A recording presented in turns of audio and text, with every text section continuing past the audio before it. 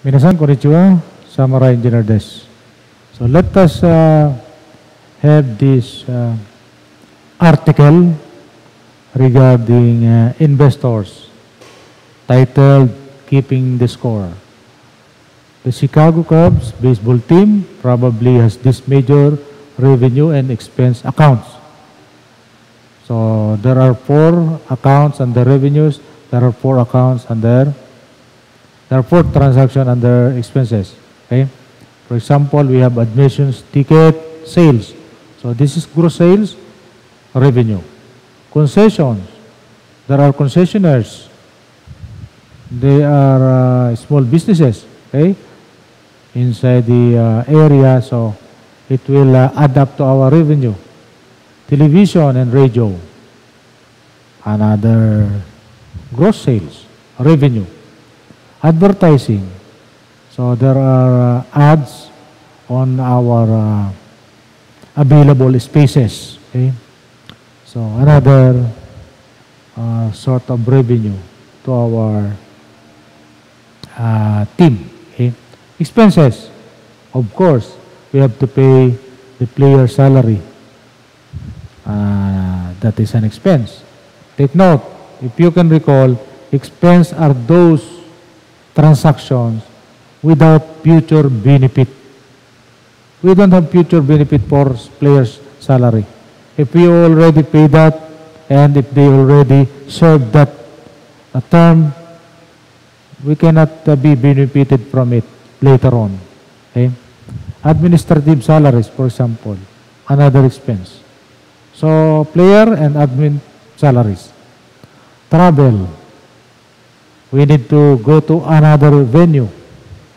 Okay? So, our team have a ballpark, but that is called home. If we go to the other venue and play there, we are the visitor. So, home team and visitors team. Okay? Ballpark maintenance, of course, those are all expenses. We cannot be benefited from those expenses after they are consumed. Okay? For example, maintenance of the grass, cutting of grass. After 1 month, the grass will still grow. We are not benefited on our previous expense. We have to expend another amount of money for the next cutting of the grass. So that's what we are thinking about expense. No future benefit from that. Okay? Now, in your opinion, do you think that Chicago Bears football team would be likely to have the same major revenue expense accounts as the Cubs? Okay. I am not familiar with this. I am not familiar with Cubs. I am not familiar with Bears. So, I am familiar with Chicago.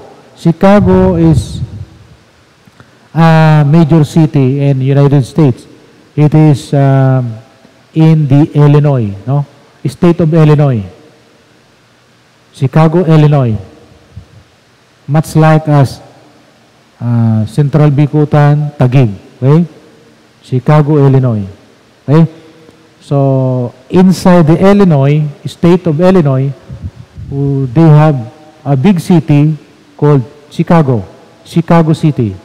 And Chicago Cubs is a baseball team, while Chicago Bears is a football team. Okay.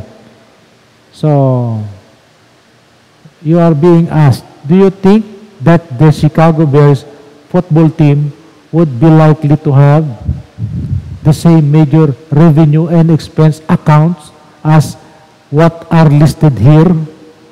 Okay. We don't know the teams, but we know the possibilities. We know the possibilities. Okay? Okay? So, in your opinion, is this listing of revenues and expense possible when we are talking of the Chicago football team? So, make your answer, write down your answer on the comment box below. Okay, so each of you have a different opinion, so I expect a different answer. Please take note. You don't need a long answer. Just short and express yourself. Why? Why do you think that? Okay? This question have to be answered yes or no. Why? And why? Why do you think so? You have to state your reason why your answer is yes or why your answer is no. Okay? So, I will not give any credit for those of you who will just say yes or who will just say no, period. Okay? So,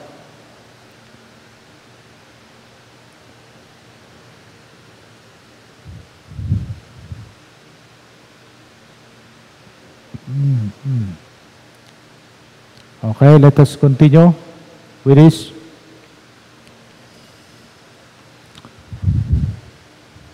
Stockholders' equity relationship.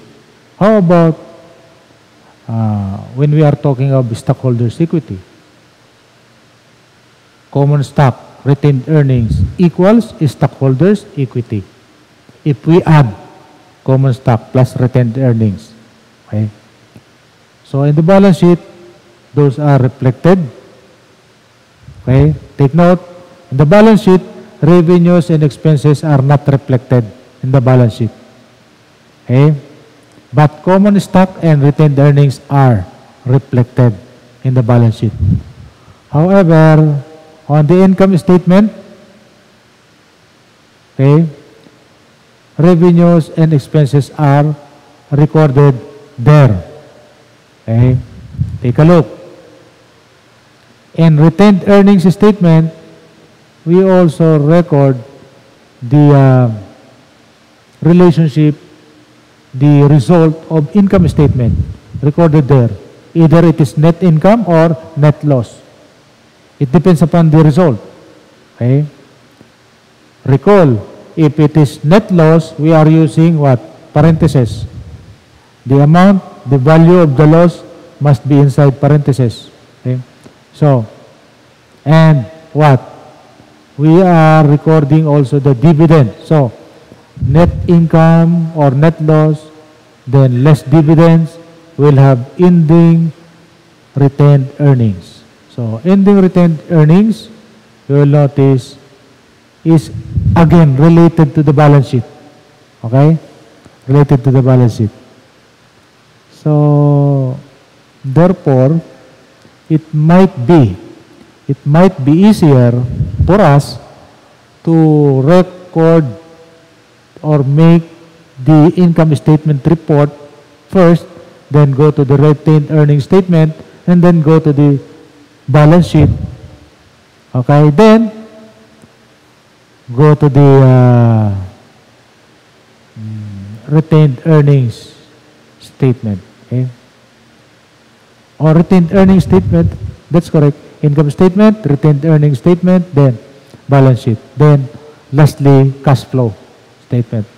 Okay, so debit/credit rules and the accounting equation. So let us go back to the relationship among assets, liabilities, and equity using our accounting equation. So expanded equation, assets, we have two columns, debit, credit. Liabilities, we have two columns, debit, credit. It does not necessarily mean one account. There are so many accounts under assets. There are so many accounts under liabilities. But the format is the same. They look the same. They have the same format. So for assets, account, cash, accounts receivable, and others, they look the same. Assets, debit, positive, credit, negative. Liabilities, debit, negative, credit, positive. So those are the same format. Okay? What is an example of liability account? That is accounts payable. Another one, notes payable. Those are liabilities account. Okay? So, stockholders' equity, we have common stock plus retained earnings. Okay? Minus dividends plus revenues minus expenses. Take note. Note. Okay? So, stock debit negative, credit positive. So, take note of this. Take note of this relationship. The equation must be in balance after every transaction. Every transaction, not only, you don't need to complete all the transaction. At any given time, after you recorded a single transaction, you can compute immediately the balance. Total debits must always equal total credits. Single transaction, single transaction. You have a completed recording of a single transaction if the amount of debit is equal to the amount in the credit side. Otherwise, you might be having an error or mistake, or you have an incomplete recording of transaction. Okay? Take note of that. And again, this is Dr. AP, Samurai Engineer, and let's see you next video. Thank you.